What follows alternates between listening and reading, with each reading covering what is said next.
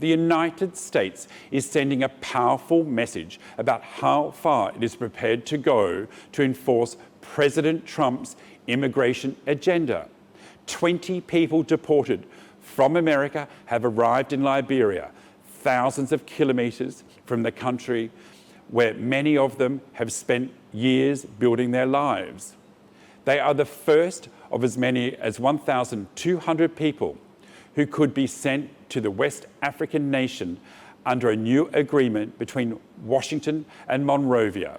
And there is a crucial detail: many of these people are not Liberian.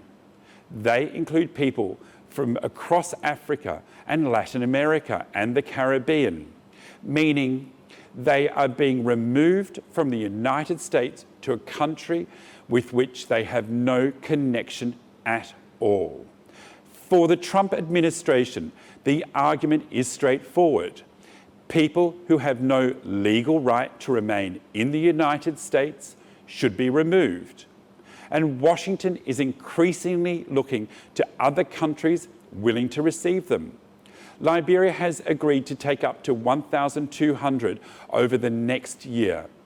And Liberian officials say those arriving can apply for asylum in Liberia or choose to leave the country. The administration sees these arguments as another tool to make deportations possible when returning people directly to their country of origin is difficult.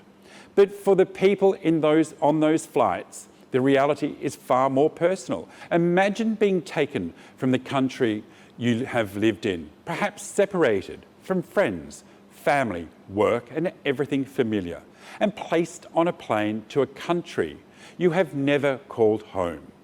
You may know nothing about the place waiting for you. You may not speak the local languages. You may not have any family there, no job, no support network. Suddenly, the life you built disappears behind you. And that raises one of the most difficult questions surrounding America's new deportation strategy. Can a government remove someone from its territory to a country where that person has no connection simply because another government is willing to receive them? Liberia says it is acting in a humanitarian spirit, drawing on its own history of accepting people fleeing conflict and persecution. The country has also been promised US assistance as part of the arrangement, while Washington has extended the validity of some Liberian visitor visas. But human rights organisations warn that third country deportations can create a dangerous chain in which people are moved from one country to another without ever having a meaningful opportunity to establish where they are safe.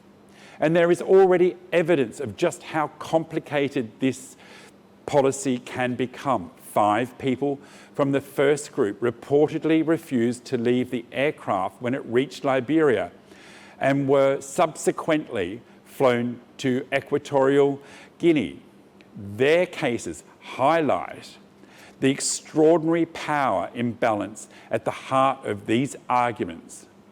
People who have already lost their right to remain in the United States can find themselves with very little control over where they ultimately end up. For Liberia, there's also a national question. This is a country with a population of only around 6 million people and a difficult history of civil war and displacement. The government says those arriving will be treated as guests and will have access to support. But ordinary Liberians may be understandably asking, what does accepting hundreds of foreign deportees mean for their own communities, jobs and resources? At the centre of this story, however, are people caught between governments and policies far more powerful than they are. America wants them gone. Liberia has agreed to receive them. And the question is, where they will belong when neither country truly feels like home. This is part of a much larger change in American immigration policy. The Trump administration has been negotiating agreements with countries around the world to accept people deported from the United States who cannot, or in some cases will not, be returned directly to their countries of origin. More than 30 countries have reportedly entered into some form of arrangement with Washington, making third country deportation an increasingly important part of the administration's strategy. Supporters argue that America has a right to control its borders and enforce its immigration laws. They say people who have exhausted their legal avenues to remain should not be allowed to stay indefinitely simply because their home countries are unwilling or unable to take them back. Critics see something very different. They fear that the system could turn vulnerable migrants into bargaining pieces between governments, with poorer countries accepting people who have no connection to them while receiving political or economic incentives in return. For those being deported, the uncertainty can be devastating. They may have spent years building a life in America only to find themselves transported somewhere they have never lived. And if they cannot remain in Liberia, the possibility of being moved again creates another layer of uncertainty. The question, therefore, goes beyond immigration enforcement. It is about what happens when the power of a government to remove someone becomes greater than that person's ability to decide where they will live, where they are safe, and where they belong.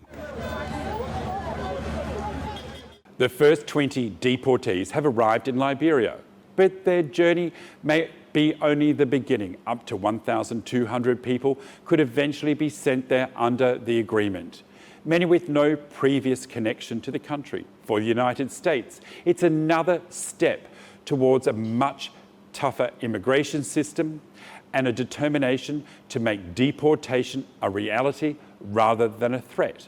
For Liberia, it is an opportunity to demonstrate its willingness to help while receiving American support. But for the people being moved, the politics are almost irrelevant.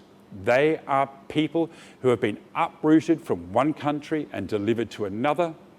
They may have families waiting for them. They may have nowhere else to go.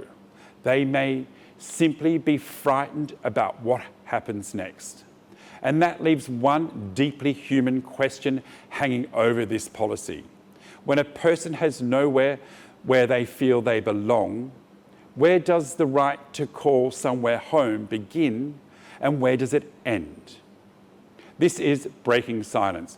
3 stories, 3 very different crises, but one common thread. In Afghanistan, hunger, repression, and lost opportunities are shaping a generation.